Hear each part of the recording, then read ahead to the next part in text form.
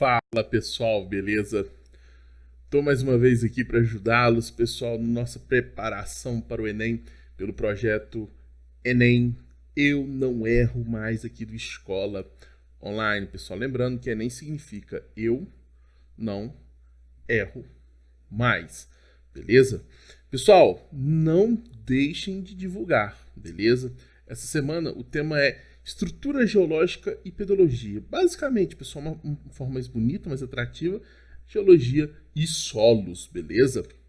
Pessoal, mas é muito importante que vocês se inscrevam no nosso canal, ativem as notificações dos vídeos, porque toda vez que tem um vídeo novo, vocês vão poder saber de forma mais fácil. Também nos sigam nas nossas redes sociais, pessoal. Beleza? Nossa plataforma, onde está disponível nosso material escrito. E para a aula dessa semana é muito importante que vocês tenham material escrito. Por quê? Porque no material escrito está a teoria. As imagens estão mais aqui hoje no vídeo gravado, beleza? Esse material é encontrado na plataforma www.plataformaescolaonline.com.br. Pessoal, divulguem, passem para os amigos, para a tia, para o periquito. Quem for fazer Enem, pessoal, tá aqui de graça para vocês, beleza? Eu sou o professor Galvão, professor de Geografia, e toca a musiquinha viciante aí, ó.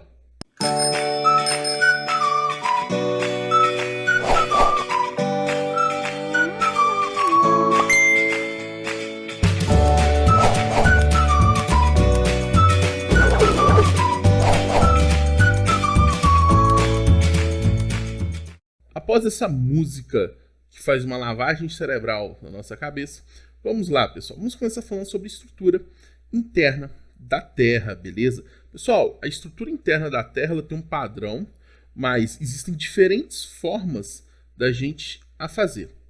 Por exemplo, o padrão mais famoso que a gente aprende lá no ensino fundamental ainda é crosta, manto e núcleo. Crosta, sólido, manto, lava, magma, pastoso e o núcleo muito quente interno. Mas a gente tem separações mais restritas, talvez, ou mais complexas, pessoal. Por exemplo, crosta nós podemos dividir em crosta continental e crosta oceânica. A crosta oceânica ela tende a ser menos espessa, só que ela é mais densa. A crosta oceânica, como o próprio nome fala, são em áreas oceânicas. Tanto que ela pode ser chamada de cima. Cima seria silício e magnésio. Enquanto a crosta continental, que é mais espessa, ela é menos densa. Ela pode ser chamada de cial. Por quê? Porque são áreas onde se tem, se eu não me engano, uma grande concentração de silicatos de alumínio, ou silício e alumínio, beleza, pessoal? Falou cima, crosta oceânica, falou cial, crosta continental. Mas, de fato, a crosta terrestre, essa camada externa, é como se fosse a casca da laranja.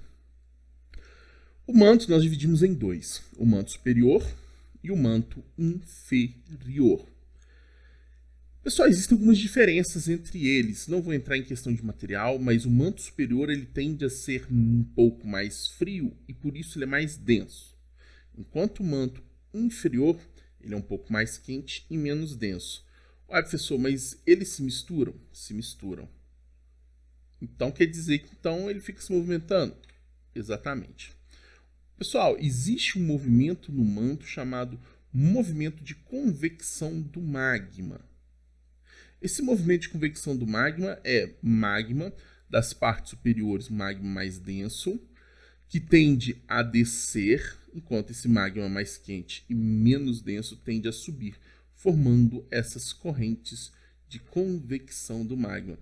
Daqui a pouco, uns 2 slides para frente, a gente vai ver que a corrente de convecção do magma ela é extremamente importante, porque a principal hipótese válida a respeito de o que faz as placas se movimentarem é justamente as correntes de convecção do magma. Pessoal, o núcleo nós também podemos dividir em dois. O núcleo externo, que ele é líquido devido à alta temperatura, ele se encontra no estado líquido, e o núcleo interno. Mas o núcleo interno ele não está em estado líquido, ele está em estado sólido. Mas, pessoal, não faz sentido. Pois é. Mas ele está sólido porque a pressão exercida sobre ele é muito grande. o que faz ele ser sólido, beleza? Mas quando a gente pensa, pessoal, no comportamento mecânico e não apenas na composição química, a gente modifica. Por exemplo, nós temos ali a atmosfera, a biosfera, a litosfera, a hidrosfera. Nós temos essa continuidade dessa classificação para o interior. Pessoal, a litosfera seria as camadas rochosas, composta ali principalmente de áreas da crosta terrestre. A astenosfera é uma transição. A astenosfera é uma transição de crosta para manto. Então, assim, é muito denso, você vê compartimentos de rocha meio que solto, magma se solidificando. Essa é a característica da astenosfera. Já a mesosfera é a boa parte do manto, beleza? E nós temos a endosfera, que corresponde ao núcleo.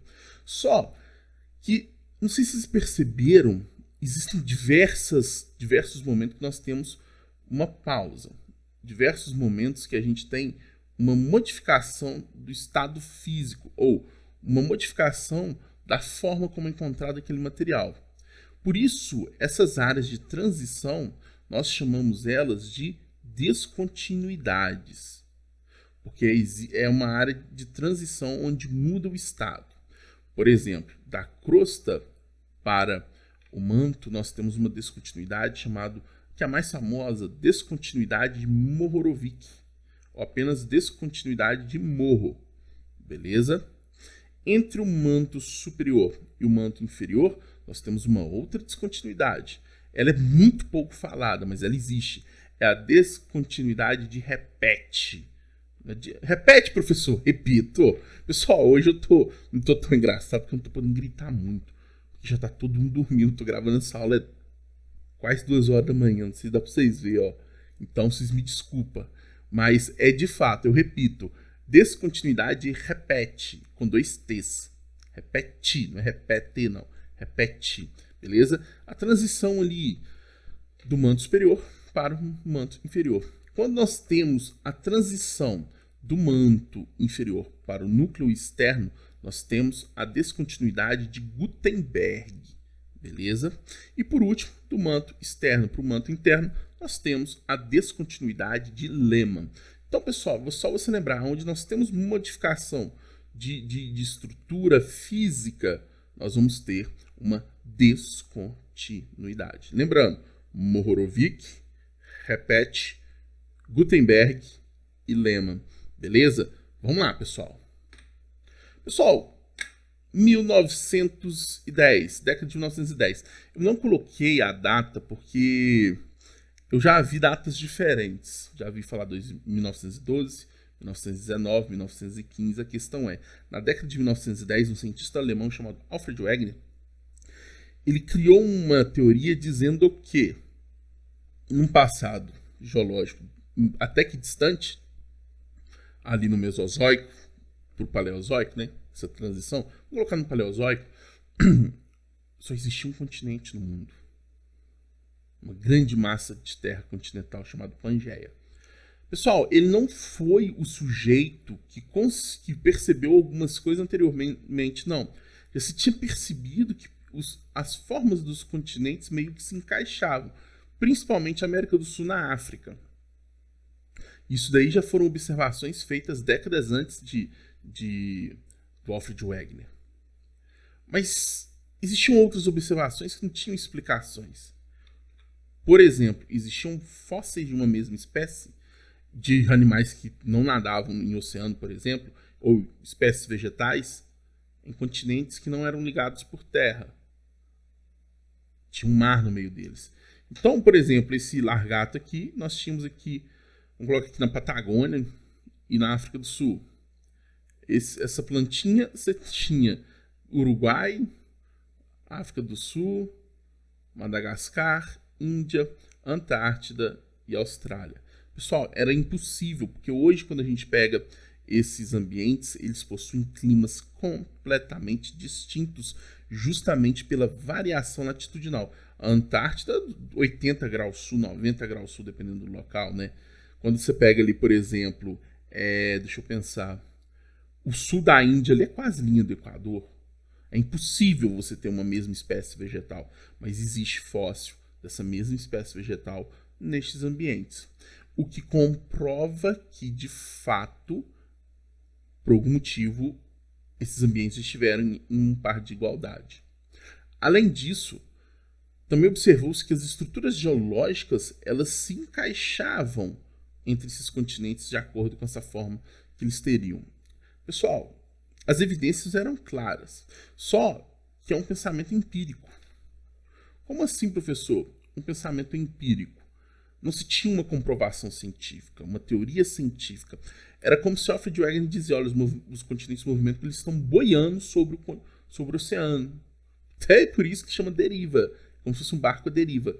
Então, pessoal, isso faz com que a teoria da deriva continental ela não fosse unanimidade. Falar que ela não foi aceita é muito forte. Nós podemos dizer que ela não ganhou a importância e a evidência no mundo científico naquele momento, porque não existiam comprovações científicas. Alfred Wegener, então, ele fala, primeiro ele vai, Pangeia, depois aos poucos os continentes vão se distanciando. Por exemplo, se no Paleozoico nós tínhamos a Pangeia, no Mesozoico, que é uma era um pouco mais recente, que vai ali de 100 milhões de anos mais ou menos, a gente está falando de dois já grandes supercontinentes. A Gondwana, que seria o hemisfério sul praticamente, e a Laurásia. E no Cenozoico, que é a mais recente das eras, a gente já teria a configuração de continentes muito semelhante. Pessoal, importante, os continentes se movimentam hoje, nós sabemos que eles se movimentam de 1 a 3 centímetros ao ano, ok? Então, pessoal, vamos falar da tectônica de placas. Principal fator que vocês precisam saber. A tectônica de placas ela é a responsável por comprovar a teoria de Alfred Wegener. A tectônica de placas ela consegue comprovar a deriva continental. Só que Alfred Wegener já estava morto. Ah, coitado de Alfred Wegener. Ah, coitado de Tiradentes. Foi ganhar reconhecimento depois de morto. Pessoal, Guerra Fria, década de 60. Os Estados Unidos, naquela questão de demonstração de poder e de tecnologia, vamos mapear o fundo do Oceano Atlântico. De que forma era mapeado? A partir de sonares, emissão de ondas sonoras. Aonde a onda era emitida e ela era refletida. O tempo que demorasse para que essa onda chegasse, você tinha uma especulação da profundidade. Dessa forma, se mapeou o fundo do Oceano Atlântico e começou a estudar de forma separada as estruturas. E perceberam algo. Existe uma grande cordilheira no meio do Oceano Atlântico. Estão vendo aqui, ó, essa partezinha meio branca, mais elevada aqui no fundo do oceano? É uma gigante cordilheira, é a cordilheira mais extensa do mundo. A continental, a Cordilheira dos Andes. Pensando em oceânica, a dorsal mesoatlântica. Pessoal, a dorsal mesoatlântica, ela pega lá na Islândia, acima da Islândia, e vem quase a Antártida. Antártica, quer dizer. Né? Então ela é muito extensa. Beleza, se imaginava que devia existir estruturas do relevo no fundo do oceano. A questão é uma cordilheira de material vulcânico. Isso deixou uma pulga atrás da orelha. Porque até então se conheciam as cordilheiras, existia vulcanismo, mas uma cordilheira inteira de material vulcânico, ou seja, uma atividade vulcânica muito intensa no fundo do Oceano Atlântico. Será que é uma fenda que nós temos no fundo do Oceano Atlântico que permite que esse magma chegue até a superfície? Se estudando mais o fundo do Oceano Atlântico, percebeu que de fato era uma fenda. Onde essa fenda vai se abrindo, mas novo material vai e se consolida. E percebeu que essa fenda ela é espelhada atualmente. Se de um lado você tem um material de 9 milhões de anos, do outro lado você tem esse mesmo material de 9 milhões de anos. Se você tem um material de 81 milhões de anos, do outro lado você também vai ter esse mesmo material de 81 milhões de anos, que um dia foi unido, como foi abrindo essa fenda, eles se separaram. E hoje estão até distantes. Dessa forma se concluiu que o assoalho oceânico do Oceano Atlântico está se expandindo Aí a galera fez assim, eita ferro, o Alfredo no Brasil, Alfred, escambau. O Alfredo Wegener, o Wegener não tem como traduzir, né? Alfredo da Silva, que se fosse brasileiro, pessoal, o Alfred Wegener, então, ele morre sem ver sua teoria ser comprovada. Mas isso daqui comprova. Porque essas fendas, essa fenda que tem no Oceano Atlântico, ela está se expandindo, ela está fazendo com que a América se distancie da Europa e da África. Por isso, a gente tem que dizer que a teoria da tectônica de placas ela é extremamente importante porque ela comprova justamente essa questão. E beleza, mas como então que como que os continentes se movimentam? Na realidade, os continentes estão sobre grandes placas rochosas que se movimentam. Como que eles se movimentam mesmo? Vamos voltar aqui. Opa! Pelas correntes de convecção do magma. Dessa forma, então, nós temos os continentes do nosso planeta se movimentando, pessoal. Observem aqui, pessoal, que nós temos placas, algumas placas pequenas, como a placa do Irã, a placa da Arábia, a do Caribe, a placa de Cocos, e outras, a das Filipinas, e outras placas maiores, de maior abrangência. Placa sul-americana, placa norte-americana, até mesmo a placa de Nazca, placa do Pacífico, a euroasiana, indo-australiana, a antártica. Pessoal, cada placa ela tende a se movimentar para um sentido distinto ou de uma forma distinta. E nesse movimento de uma placa com a outra, pessoal, elas se chocam. Por isso, nós temos 3 formas de choque entre placas tectônicas. Primeiro, lá no material em PDF, eu tenho a forma como ocorre esse choque bonitinho numa imagem. Aqui eu vou pelo mapa mundi para vocês verem as placas. Olha aqui a dorsal mesoatlântica, estão vendo? Ela é gigante aqui, onde que ela é formada? Pois bem. Tá vendo que a placa sul-americana vem para cá e a placa africana vem para cá? A fenda que eu falei com vocês. Pessoal, isso faz com que aqui exista um vulcanismo até interessante, essa cordilheira vulcânica. Aqui, por exemplo, placa sul-americana com placa de Nazca, elas estão se encontrando no mesmo sentido, né? Elas estão se chocando. Choque entre 2 placas. A placa oceânica de Nazca mais densa, ela tende a descer. A placa continental menos densa tende a subir. Ocorre então um soerguimento. Cordilheira dos Andes. Opa, outro encontro convergente. Cordilheira do Himalaia. Opa, outro encontro convergente por aqui. Atlas. Outro encontro convergente aqui. Cáucaso.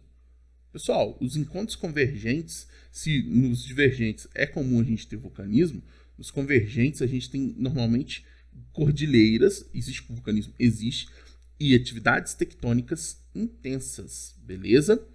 Então, pessoal, nós temos esses 2 e tem um terceiro. Estão vendo que aqui elas se esfregam?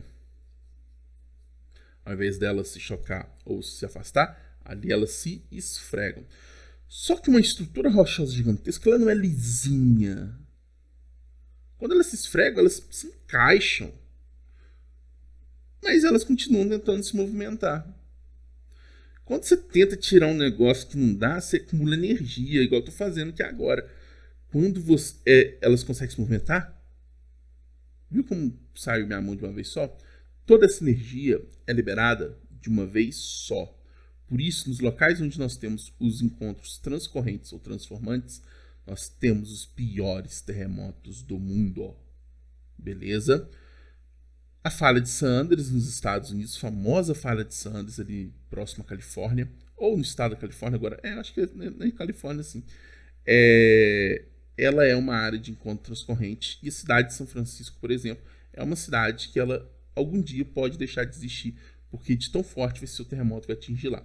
Pessoal, eu não vou entrar em detalhes porque é algo muito específico que não pode ser cobrado. Aqui no projeto Eu Não Erro Mais, nós pegamos só o ponto mais provável, beleza? Mas nós temos, por exemplo, pontos convergentes, placas oceânicas com oceânicas, placa oceânica continental, continental com continental e assim por diante. Só uma coisa, aqui é continental com continental, massa continental indiana com a Ásia se chocou, só para vocês saberem. E aqui tá, pessoal, a concentração de vulcões no mundo. Observe que a maior parte dos vulcões se encontram nas bordas do Oceano Pacífico, no litoral do Oceano Pacífico, estão vendo?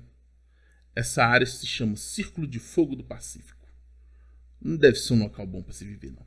Pessoal, a área de maior vulcanismo, atividade tectônica mais intensa do planeta, é justamente as áreas litorâneas do Pacífico, que englobam oeste da América do Sul, a costa oeste da América Central e do Norte, além das porções leste, tanto da Ásia, mas também da Oceania, ali na Polinésia, Micronésia e assim por diante. Pessoal, além disso, de áreas de encontro de placas, só para desencargo de consciência, existe uma outra forma de ter vulcanismo. Por exemplo, estão vendo que tem vulcões aqui no meio da África? Tem vulcões aqui também no Havaí, apesar de não estar aqui, e o Havaí não está no encontro de placas. São os chamados hotspots. São áreas que possuem vulcanismo ativo, apesar de não ser um encontro de placa. É como se existisse um buraco sobre aquela placa, ou aquela placa naquele local ela seja um pouco mais fina, o que acaba gerando grandes bolsões de magma. Esses bolsões de magma acabam entrando em erupção superfície, às vezes, ou constantemente até mesmo. Beleza, pessoal? Então esses são os hotspots. Existe, inclusive, diferença do magma. Normalmente, a atividade vulcânica enquanto de placa e tudo mais, é aquela explosão, o vulcão pega fogo, sai pedra voando, aquele cortina de fumaça. Agora, quando nós falamos do hotspot, normalmente é um vulcão menos espesso, um vulcão mais líquido que corre mais, tá? Então, no hotspot, a lava corre mais, mas a destruição na erupção vulcânica, ela tende a ser menor. Destruição na erupção, porque os danos às áreas adjacentes no hotspot tendem a ser maior, porque a lava se movimenta muito, muito, muito mais, beleza? Pessoal, estrutura geológica brasileira. Quando nós falamos de estrutura geológica, nós temos 3 estruturas. Dobramentos modernos, formados em Cenozoico, ou seja, são recentes. Nós estamos falando de áreas montanhosas de vulcanismo ativo, por exemplo, Cordilheira dos Andes, Himalaia. Não temos dobramentos modernos no Brasil, porque a estrutura geológica brasileira ela é predominantemente antiga. Os escudos cristalinos, que às vezes são chamados apenas de crátons, pessoal. Eles englobam, além dos escudos cristalinos, também os chamados dobramentos antigos. O que são os dobramentos antigos? No passado geológico, eram dobramentos modernos, deixaram de ter o seu erguimento a partir da atividade tectônica e do vulcanismo. Erosão e intemperismo em cima modificou toda essa estrutura e hoje se engloba aí nessa estrutura mais antiga. Os escudos cristalinos, os crátons, têm como característica serem rochas bem antigas e resistentes. Por que elas são resistentes? Porque elas são antigas. Porque se elas não fossem resistentes, elas tinham deixado de existir antes de ser antiga, beleza? 36% do território brasileiro é de escudos cristalinos, é onde nós temos grandes riquezas metálicas. E as bacias sedimentares são áreas onde a rocha original já sofreu intemperismo e que hoje nós temos grande influência de material sedimentar de rochas sedimentares. São as áreas onde nós temos os aquíferos, as áreas onde nós temos as reservas de combustíveis fósseis. 64% do território brasileiro consiste em bacias sedimentares. Aí está o território brasileiro. Observe, pessoal, que nas grandes áreas de grandes rios, normalmente nós temos bacias sedimentares, porque são áreas que já sofreram um intemperismo maior, uma erosão maior, ou seja, uma área hoje de acúmulo de sedimento. Ou já foi uma área de acúmulo de sedimento, uma área sedimentar. Bacia Amazônica, Bacia do Paraná, São Francisco, Parnaíba, o Tocantins, Araguaia pega aqui, depois vem para cá. Pessoal, intemperismo, extremamente importante. Diferença de intemperismo e erosão. Principal, intemperismo a gente está falando de modificação da rocha. Erosão, nós estamos falando principalmente da modificação da estrutura do solo. Então, é como se o intemperismo atuasse sobre a rocha, a erosão atuasse sobre o solo. O intemperismo é o principal agente formador de um solo. Aquele solo que possui características, claro, da sua rocha formadora, pessoal. Por quê? O intemperismo ele consiste na desagregação, ele consiste na modificação da estrutura da rocha. Ou seja, água mole e pedra dura, tanto bate até que fura, né? Mas você concorda que se está furando a pedra, tem pequenos materiais que estão saindo da pedra? Pois é. você está fragmentando os materiais minerais daquela rocha, que se transformam em grãos de areia, de argila e assim por diante, que é solo, pessoal. Beleza? Dessa forma, nós temos 3 tipos de intemperismo. Intemperismo físico. Pessoal, intemperismo físico é quando ocorre a quebra da rocha. Normalmente, o intemperismo físico ele é mais comum em áreas de grande amplitude térmica ou áreas secas. Beleza? Esse caso aí, provavelmente, isso aqui deve ser um local que deve fazer muito frio no período de inverno, que acaba concentrando gelo nessas frestas, e o gelo tende a se expandir, se retrair, assim por diante. Quando se congela a água, ela tende a dar uma expandida. Na realidade, não é que ela se expande, é errado falar isso. A realidade é que, como posso dizer, quando se congela, perde área, então fica oxigênio. Mas mesmo assim, sofre influência. Esse material ele não consegue ter um pequeno nível para se ajeitar. Isso acaba forçando a rocha e a quebrando assim em fendas. Eu esqueci, estava na minha cabeça, diáclase. Acho que é diáclase o nome disso. Pessoal, se não for diáclase, vocês me desculpem, mas é algo parecido com isso, beleza? Pessoal, intemperismo químico é quando nós temos a mudança da estrutura química da rocha. É muito comum em ambientes úmidos, beleza? Quentes e úmidos. Aí nós temos o exemplo da oxidação, se não me engano, a hidrólise, que modifica a estrutura da rocha. Um grande exemplo que eu gosto de falar do intemperismo químico é a ferrugem. A ferrugem, nada mais, nada menos, é o metal sofrendo intemperismo químico.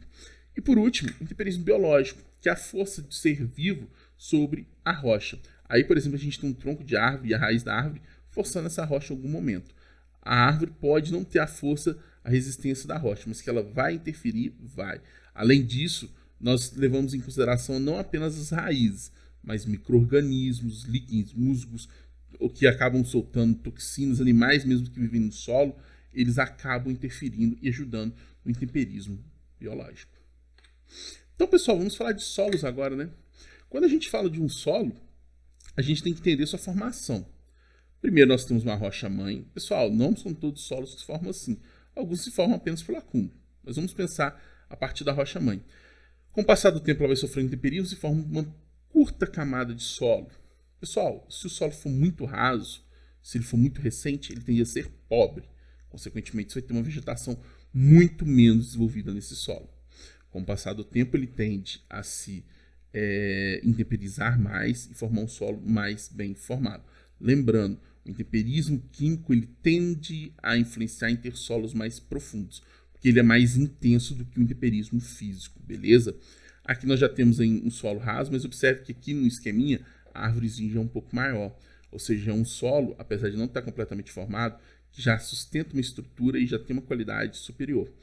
E por último, o solo já completamente formado, onde nós vemos 3 horizontes muito bem definidos, além dessa parte escura, que é um horizonte O, e aqui nós já teríamos esse solo maduro, que é o solo aqui da minha região de Viçosa, o latossolo, que é um solo muito profundo. Dessa maneira, pessoal, nós temos a estrutura de um solo a partir de horizontes, beleza?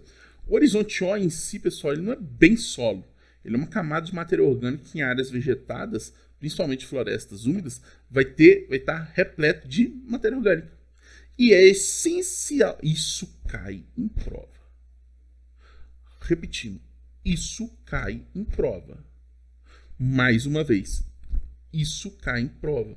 Essa camada protetora do horizonte O, que pode ser chamada também de serrapilheira, estava fugindo o nome, que é uma camada de matéria orgânica, ela é essencial, pessoal. Além dela impedir que a água chegue com muita força sobre o solo, ela retém certa quantidade de água, que faz com que a água infiltre lentamente sobre o solo e não vá embora. Além disso, mantém um solo mais úmido. Além disso, fornece matéria orgânica. Aí, quando você desmata uma área, a primeira coisa a deixar de existir é o horizonte O. Acabou com o horizonte O, você deixa o solo exposto à erosão, deixa o solo mais propício à lixiviação, que é a perda de nutrientes do solo. Você deixa o solo propício, pessoal, a uma série de coisas que o torna improdutivo. Por isso que eu falo, impacto ambiental no solo, meu amigo, é fichinha cair no Enem. Normalmente, principalmente vinculado à questão agrícola. O Enem já foi criado, né? Vamos dizer assim, mas estaria completamente relacionado a questões das queimadas, por exemplo, que nós tivemos um número muito elevado esse ano. Pessoal, o horizonte A seria esse primeiro horizonte, o horizonte mais superficial de solo. Ele tem como característica ser um pouco mais arenoso, porque ele perde a argila tanto por erosão laminar, mas também porque a argila tende a descer para áreas mais baixas, porque é um grão muito fino.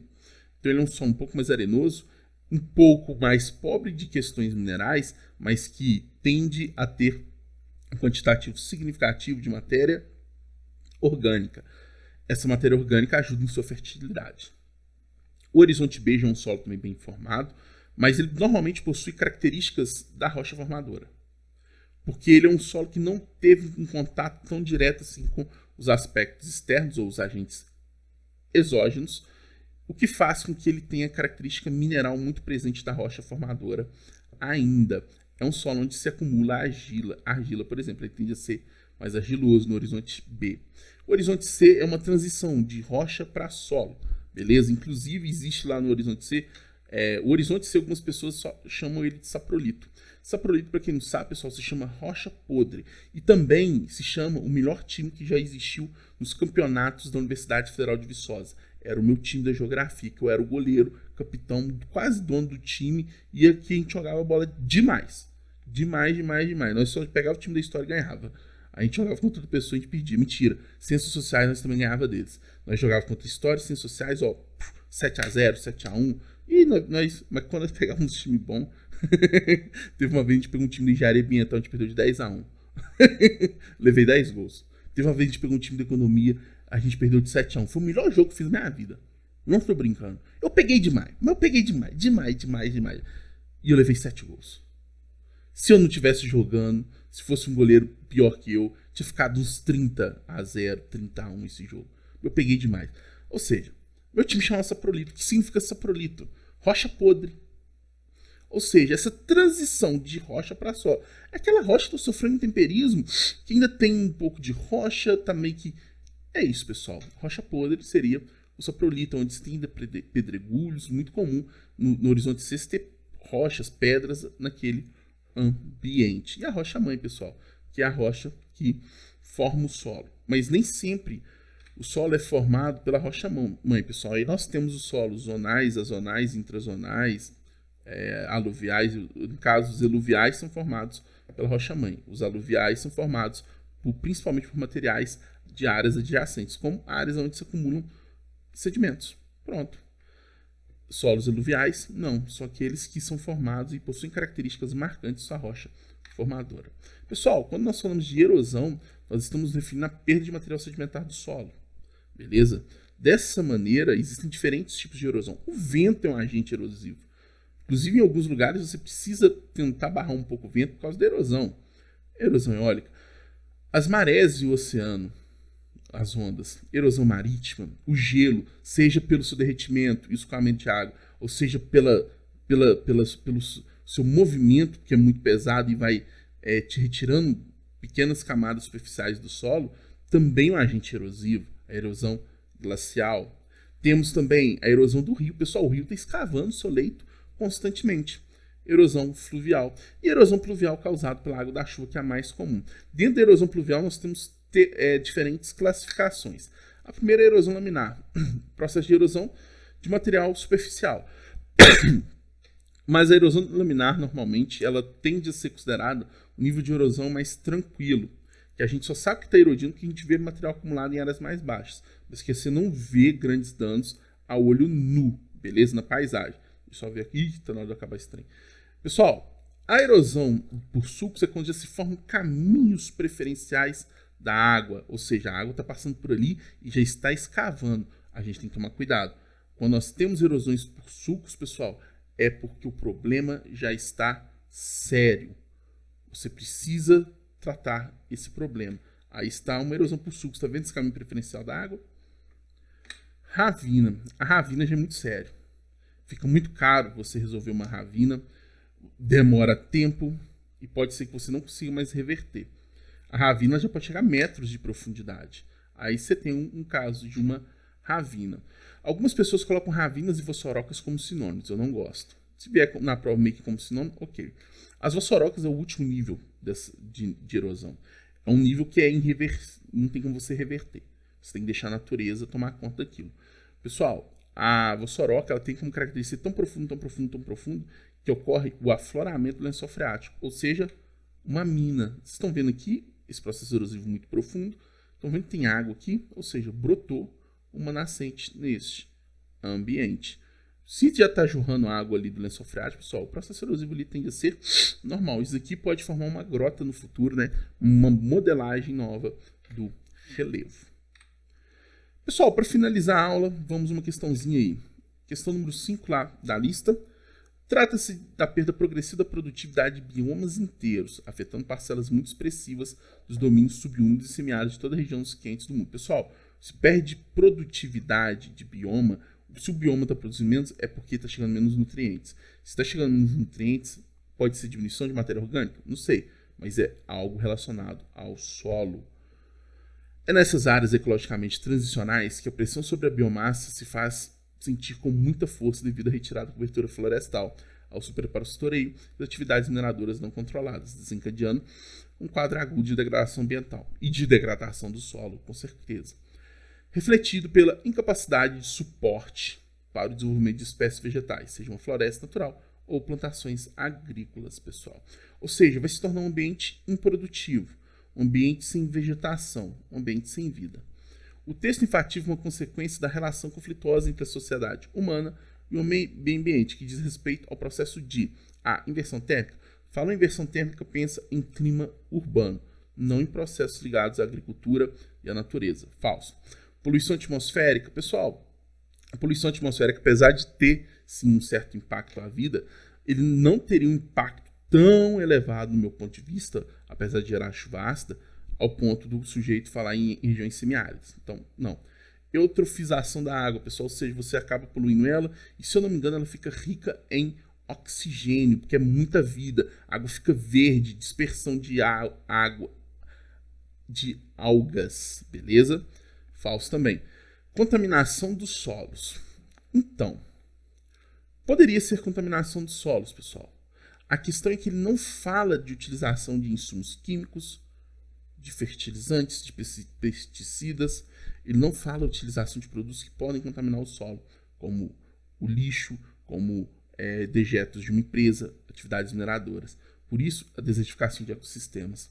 Pessoal, atualmente, as monoculturas, as grandes atividades agrícolas, elas geram a chamada desertificação ecológica. Porque, às vezes, pensando em clima, para ser um deserto, tem que chover menos de 250 milímetros no ano.